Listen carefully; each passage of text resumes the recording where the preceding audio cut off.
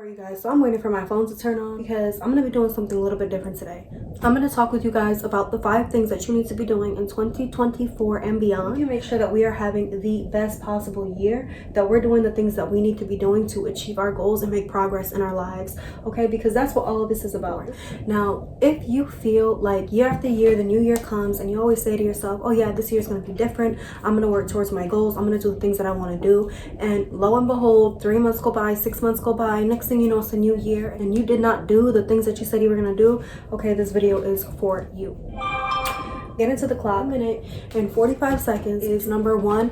Just do it. Okay, and I don't know any other way to say it, but just that. Just do it. Okay, it's Nike's slogan for a reason. Lots of times, and I'm gonna speak with conviction because I know how it goes. I've been there, sis. I've done that.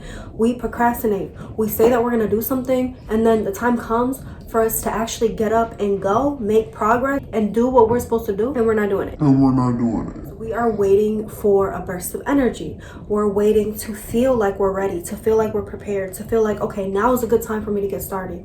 But you know what? There's always going to be an excuse. There's always going to be an excuse. What you need to do is you need to get up now and do it today. There's another saying, why wait for tomorrow when you can do something today? And I feel like that's another great way of putting it. Might not ever be that perfect time. There's always going to be something in the way of you and your goals because that's just life. That's how it goes. That's the way things are. Things are never perfect. So you can never wait for a perfect situation. You can never wait for perfect circumstances. You kind of just have to hustle while you wait. Okay, so while you wait for things to be perfect, you still have to make movement. You still have to make progress. You still have to work towards your goals regardless of your situation, your obstacles, or what it is that you're up against. If you have an obstacle, you need to overcome it or figure a way to get through it, around it, whatever it is that you need to do to move yourself closer to your goals. Okay, you cannot just sit around and wait for things to be perfect. You need to make that perfect situation for yourself. All right, restart the timer. Number 2, what you need to do, and this is, I think, really this should have been point number 1. All right, biggie. Point 2 should have been point number 1 for me. Wake up early. And when I say be specific, be realistic with your goals, like with the just do it, when it comes to waking up early, the specific and realistic thing would be for you to wake up at least 30 minutes early. An hour earlier would be ideal. Did you guys get that? Wake up at least 30 minutes early because you want to be specific and realistic. But if you feel like you can wake up an hour early, then do that. An hour is ideal, at least 30 minutes prior to whatever time it is that you're waking up now. Listen, we're going to be realistic right now. You hear the alarm go off, you hit snooze once. You hit snooze twice. You hit snooze 3 times. Next thing you know, you're late for work. You spilled your coffee on your pants on your way out the door. You forgot your keys. You had to come back in the house to get your keys. Now your day is just in a negative tone. You're not in the mood for anything. You already had a bad start to your day before you even left the house. All right, what you need to do is wake up early, not only so that you can prepare yourself for the day and get yourself in a good mental space, but also so that you can do things like make your bed. Ding, ding, ding. Make your bed in the morning. Believe me, you really could do a lot. The dishes, make your bed, do a quick vacuum. If you have laundry, at least separate the laundry. That way, when you come home, the laundry is already separated for you to go and wash. The dishes are already clean. The bed is already made. You come home to a cleaner environment and you feel better.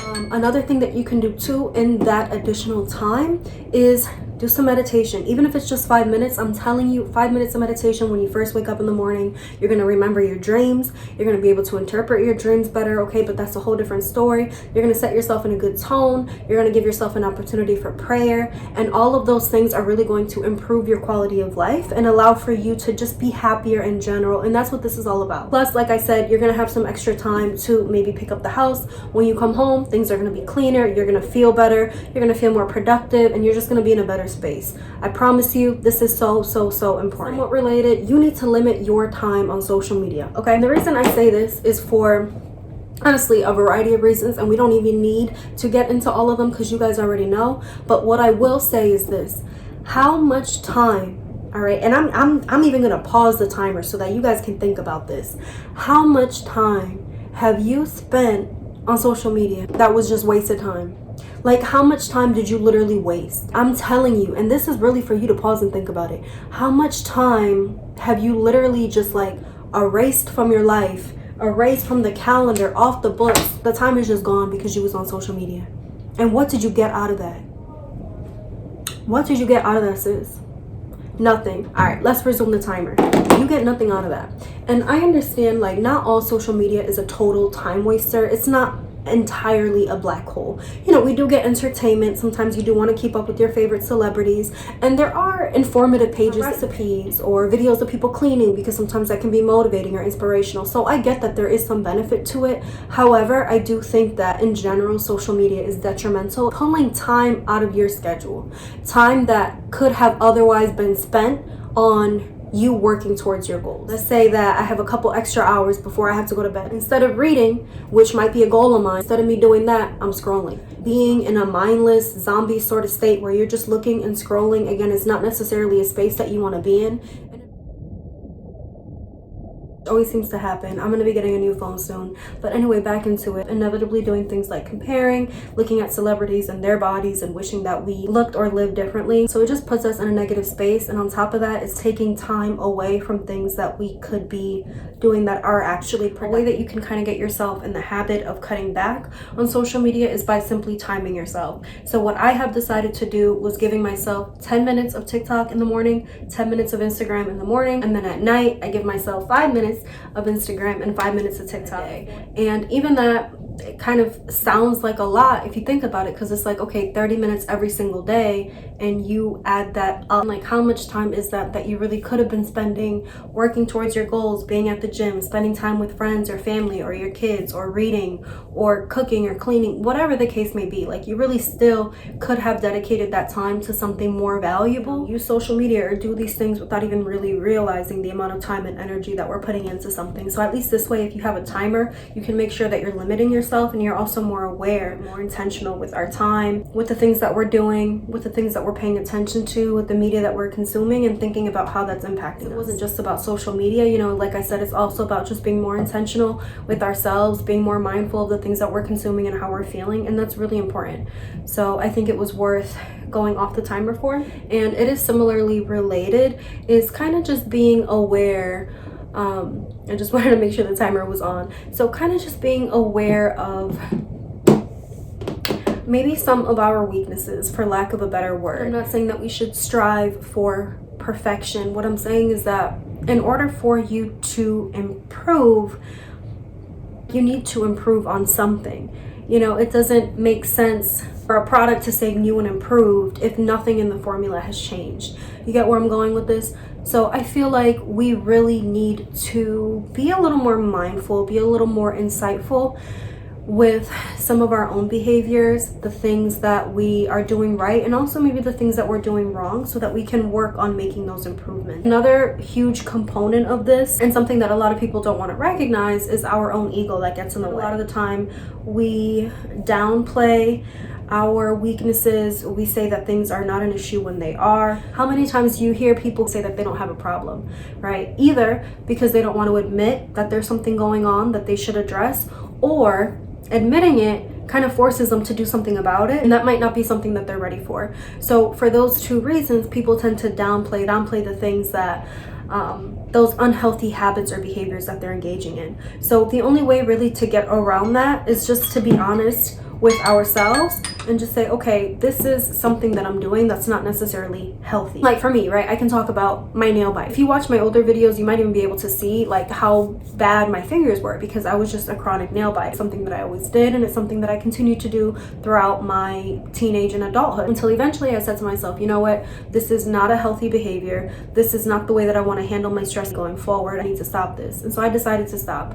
Granted, they're not long now, but that's because I cut them, because so many of them broke. I'm not biting my fingers anymore. The point is, like, I use that to say you cannot make improvements, you can't make changes in your life, you can't work on bettering yourself if you don't want to admit that there is a behavior that you're engaging in that's not necessarily helpful. You have to be able to see those things for what they are so that you can overcome them.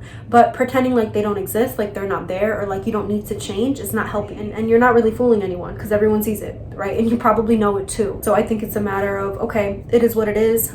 We're human. No one is perfect. We all have our strengths. We all have our weaknesses. These are mine. We addressed it. We know what it is. Now let's focus on the positives and the things that we can do to overcome and change these behaviors. Point number 5 is going to be to put yourself first. And I know this sounds so cliche, and I know that this is not the first time that you have heard this, but honestly, this is so important. What I do want to say that you might not have heard in other videos, or you might not have thought about, is that putting yourself first does not necessarily need to cost you a lot of money. It doesn't have to take hours out of your schedule. Let me give you a very simple example. Whoever you are, how many times have you been in the middle of something, whatever it may have been for you, and you needed to use the bathroom? And how many times have you chosen to not use the bathroom because you were in the middle of doing something, whether that be taking care of your kid or listening to a lecture or working on a task at work? That is a perfect example of you not putting yourself first. That is a perfect example of you subconsciously or even consciously telling yourself that it's okay for me to be uncomfortable. What I'm doing right now is more important than me going to the bathroom. That's essentially what you're telling yourself, and that is a horrible way to view yourself. That is a horrible way to just live your life in general. Like I said before, putting yourself first and making yourself a priority does not necessarily need to cost you any money. Putting yourself first is a mindset, right? It's the way that you view yourself. It's the way that you think of yourself. I'm uncomfortable, I need to use the bathroom. This can wait because right now I have to use the bathroom. Not the other way around. Not I can wait, right? We're not doing that in 2024. Not I can wait. We're not doing that in 2024. We're not doing that in 2024. Perfect example. Another example that I will go through really quickly because I just went over my timer. Again, I think I went through it every single time. Get off from work, you get home, house is nice and clean, sheets are clean, you're gonna get into a nice clean bed. But before you do, you're gonna take a shower. Okay, because you take care of yourself. You're gonna take a nice shower, you're gonna scrub, you're gonna lather, you're gonna put your little lotion on, you're gonna put your shea butter, your Vaseline, do your skincare, whatever the case may be. Then you're gonna put on some perfume. Not to go out in public, but because you bought that perfume for yourself, because you like the way it smelled, and you're gonna put it on so that you can smell good when you get in your nice, clean, crispy sheets and you go to sleep. That literally has been my game changer, and it's something that I've been doing for so long, but I'm just like now talking about it. Ladies, I'm telling you, if you do this, you are just gonna view yourself in a different way, because all of a sudden, the things that you do are not for other people. You're not wearing the perfume to impress, or not even impress, but appease others, right? Like, you're not wearing perfume because you want the stranger at the grocery store to smell it. You're wearing perfume because you bought it for yourself.